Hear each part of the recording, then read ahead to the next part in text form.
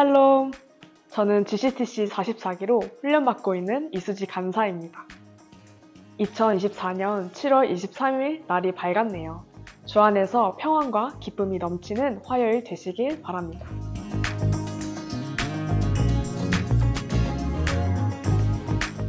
오늘 본문 말씀은 바울의 2차 전도 여행에 관련된 내용을 담고 있습니다. 바울은 환상을 통해 마게도냐 사람이 도움을 청한 것을 보게 된 계기로 마게도냐 지역, 오늘날의 유럽 지역으로 향하는 2차 전도 여행을 떠나게 됩니다. 오늘 말씀 속 11에서 12절 말씀을 보면 바울 일행이 원래 있었던 아시아 지역을 떠나 배를 타고 드로아에서 사모드라게로 직행하여 이튿날 네아폴리로 갔고 마게도냐 지방의 첫 성인 빌립보 지역에 도착하게 된 것을 볼 수 있습니다. 말씀 속에서는 이 모든 이동이 단 이틀 만에 이루어졌다는 사실을 강조합니다. 지역적으로 드로아에서 빌립보까지는 짧은 거리가 아니었습니다. 이틀이라는 기간에 대해 언급한 것은 바울과 그 일행이 얼마나 빠르고 신속하게 그 지역으로 갔는지를 보여줍니다. 이 대목에서 하나님이 쓰시는 사람의 특징을 보게 됩니다. 하나님이 쓰시는 사람의 첫 번째 특징은 바로 하나님의 뜻을 알게 된 순간 신속하고 거침없이 하나님의 말씀대로 행했다는 것입니다. 하나님의 뜻을 알게 되었을 때 바울과 그 일행은 즉각적으로 순종했고 마게도냐의 첫 성이자 로마의 식민지인 빌립보에 도착해 앞으로의 사역에 정말 중요한 역할을 감당할 한 사람을 만나게 됩니다. 당시 빌립보의 지역은 대도시였고 그리스의 으뜸이 되는 성이었습니다. 그러한 지역적 특성으로 다양한 사람들이 왕래했고 바울 일행과 같이 많은 사람들이 그곳에서 유숙했습니다.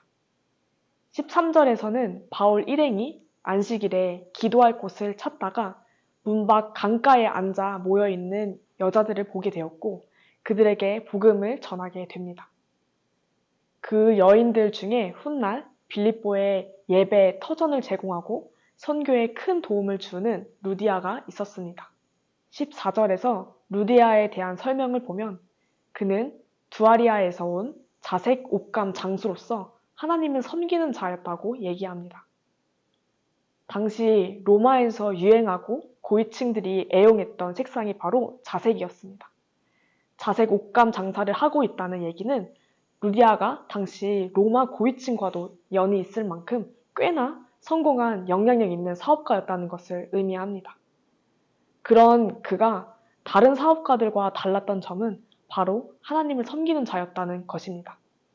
이를 통해 하나님이 쓰시는 사람의 두 번째 특징을 발견하게 됩니다.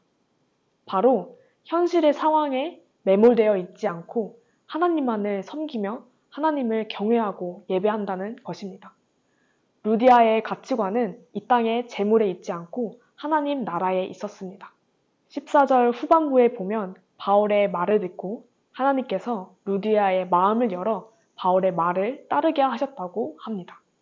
루디아는 유럽 지역에서 처음으로 예수님을 영접한 자가 되었습니다.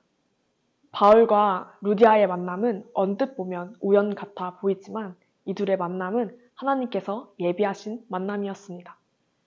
15절 말씀을 보면 루디아와 루디아의 집에 모든 식구들이 다 세례를 받게 되었고 바울 일행에게 청하여 집에 더 머물기를 간구하게 됩니다. 이후 루디아의 집은 빌립보 교회가 되고 유럽 선교의 전초 기지 역할을 하게 되며 하나님께 쓰임받게 됩니다. 오늘 말씀을 읽으며 간사 훈련을 받기 위해 재정을 모금했던 기간이 생각났습니다. CAC 간사님들은 100% 재정을 후원받으며 사역을 감당하게 됩니다. 이를 위해 본격적인 사역 훈련 이전에 DMPD라는 재정 훈련을 받게 되는데요. 훈련의 과정에서 믿음으로 함께 사역에 동참할 사역 동역자들을 찾아가서 사역을 소개하고 재정 동역을 함께한 것을 요청하게 됩니다.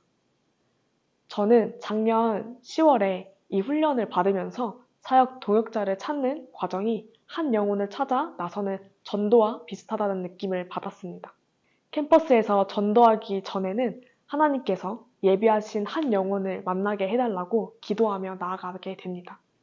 마찬가지로 사역 동역자를 찾는 그 순간에도 하나님께서 예비하신 동역자가 있을 것이라 신뢰하고 연락하게 됩니다. 기존에 이미 알고 있었던 동역자들에게 연락하기도 하지만 때로는 지인에게 소개받고 아예 일면식도 없는 분들에게도 용기를 내어 연락을 하게 됩니다. 사역 동역자를 찾아 나서는 과정이 쉽진 않지만 믿음으로 기도하면서 도전할 때 하나님께서는 정말 예기치 못하게 동역자를 찾게 하셨고 함께 이 사역에 기도와 재정으로 동역할 분들을 얻게 하셨습니다. 사역 동역자를 통해 다시금 간사의 삶을 확신하게 되기도 하면서 수많은 간증거리를 주시기도 했습니다. 이렇듯 하나님의 뜻을 확신하고 믿음의 한 발자국을 내딛었을 때 하나님께서는 응답하시고 역사하십니다. 오늘 말씀을 통해 하나님이 쓰시는 사람은 하나님의 뜻에 즉시 순종하고 현실에 안주하지 않고 하나님만을 섬기며 경외하고 예배하는 자라는 것을 깨닫게 되었습니다. 저는 하나님께서 주신 뜻에 순종하며 간사의 삶을 결단했고 지금까지 훈련을 받고 있습니다. 간사의 삶을 결단하기 전까지 저는 매일매일의 일상 속에서 아주 작은 믿음의 순종을 시작으로 하나하나 하나님 앞에 나아가는 것부터 시작했습니다. 이처럼 우리가 하나님의 뜻에 순종하며 한 걸음 한 걸음 걸어갈 때 하나님께 더욱 쓰임받는 사람이 될 것입니다. 하나님께 쓰임받는 풍산 독자 여러분이 되시기를 소망하며 샬롬!